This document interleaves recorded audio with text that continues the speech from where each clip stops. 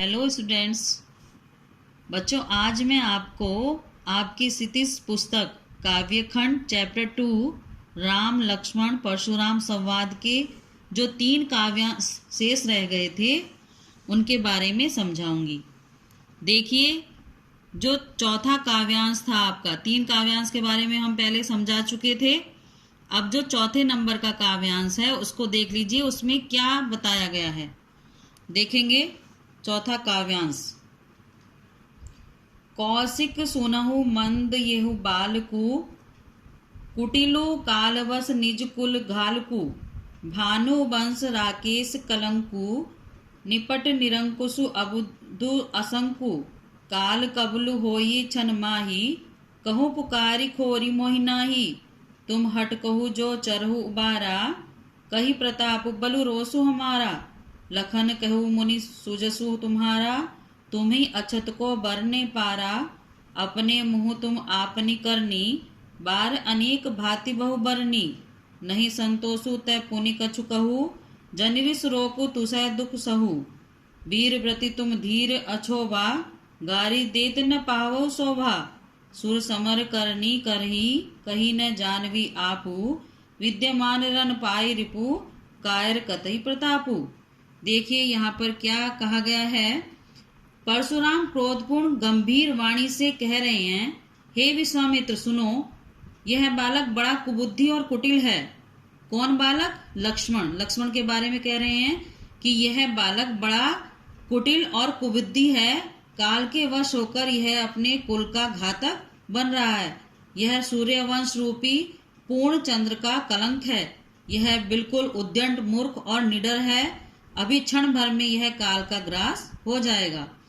मैं पुकार कर कह देता हूँ, फिर मुझे दोष नहीं देना। यदि तुम इसे बचाना चाहते हो तो हमारा प्रताप, बल और क्रोध बताकर इसे मना कर दो। लक्ष्मण ने कहा, हे मुनि, आपका सुयश आपके रहते दूसरा कौन वर्णन कर सकता है। आपने अपने ही मुंह से अपनी करनी अनेक बार बहुत प्रकार से वर्णन कर दी है। इतने पर भी संतोष न हुआ हो तो फिर कुछ कह डालिए। क्रोध रोककर ऐसा दुख मत सहिए।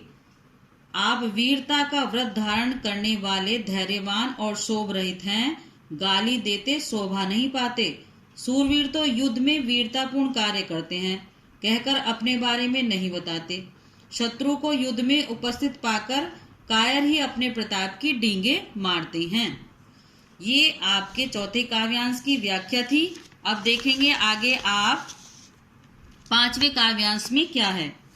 तुम तो कालू हाक जनु लावा, बार बार मोहि लागी बुलावा, सुनत लखन के वचन कठोरा, परसु सुधारी धरेउ कर घोरा, अब जनि देई दोसु मोहि लागू, कटुवादी बालकू बद जोगू, बाल बिलो की बहुत में बाचा, अब येहू मर निहार भा साचा, कौशिक कहा क्षमई अपराधु, बाल दोष गुण गनहि न साधु, खर कुठार में अकरुण को ही, आगे अपराधी गुरुद्रोही, उतर देत छोड़ो बिनु मारे, केवल कौशिक सील तुम्हारे, न त यही काटी कुठार कठोरे, गुरही उरिन होते हु श्रम थोरे, गाधसु नु कह हृदय हसी मुनि, हरियरे सूझ, अयमय खांड न उखमय, अजहु न बूझ अबूझ।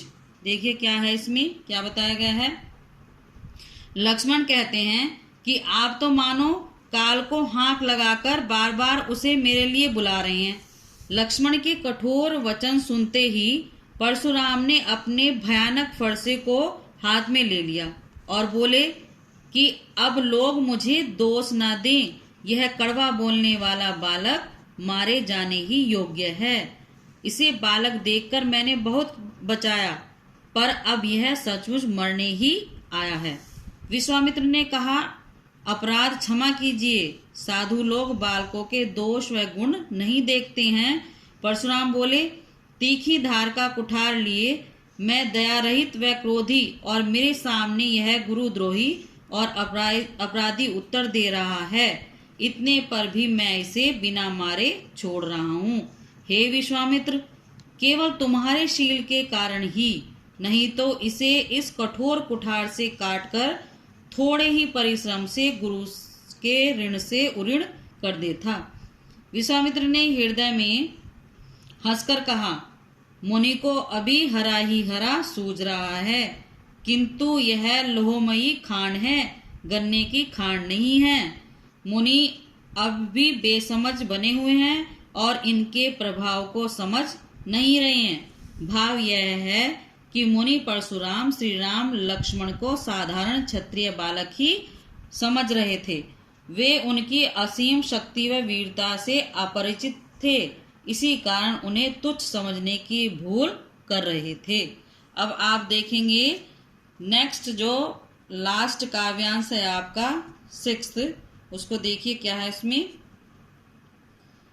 कहियो लखन मुनि सीलु तुम्हारा, को नहीं जान विदित संसारा। माता पितहि उरिन भय नीके, गुरु ऋणु रहा सोचू बड़ जी के। सो जनु हमरे माथे काढ़ा, दिन चली गए ब्याज बड़बाड़ा। अब आनही व्यय रिहा बोली, तुरत देहु में थैली खोली। सुनी कटु वचन कुठार सुधारा, हाय हाय सब सभा पुकारा। रघुवर परसु देखा बहुमोही, विप्र विचारी बचो नृपद्रोही। मिले न कभू सुबट रन गाड़े, द्विज देवता घरी के बाड़े। अनुचित कही सब लोग पुकारे, रघुपति सैनी लखनु निवारे। लखन उतर आहुति सरिस, भगुवर कोपु प्रसानु। बढ़त देखी जल संवचन, बोले रघुकुल भानु। अब देखिए क्या कहा गया इसमें। लक्ष्मण ने कहा, हे मुनि, आपके शील को कौन नहीं जानता, वह संसार भर में प्रसिद्ध है। आप माता पिता से तो अच्छी तरह से उऋण हो ही गए हैं, अब गुरु का ऋण रहा, जिसका जी में बड़ा ही सोच हो रहा है आपको। वह मानो हमारे ही सिर पर निकल रहा है। बहुत दिन बीत गए, इसलिए ब्याज भी बहुत बढ़ गया होगा।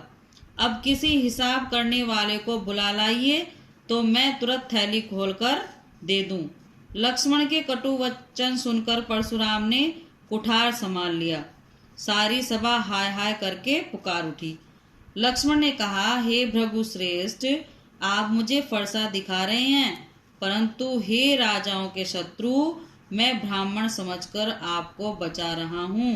आपको कभी रणधीर बलवान और वीर नहीं मिले। हे ब्राह्मण देवता, आप घर ही में बड़े हैं। यह सुनकर सब लोग अनुचित है यह कहकर पुकार उठे। तब रघुनाथ में श्री राम जी ने इशारे से लक्ष्मण को रोक दिया। लक्ष्मण के आहुति के समान उत्तर से परशुराम के क्रोध रूपी अग्नि को बढ़ते देखकर रघुकुल के सूर्य श्री राम जल के समान वचन कहने लगे।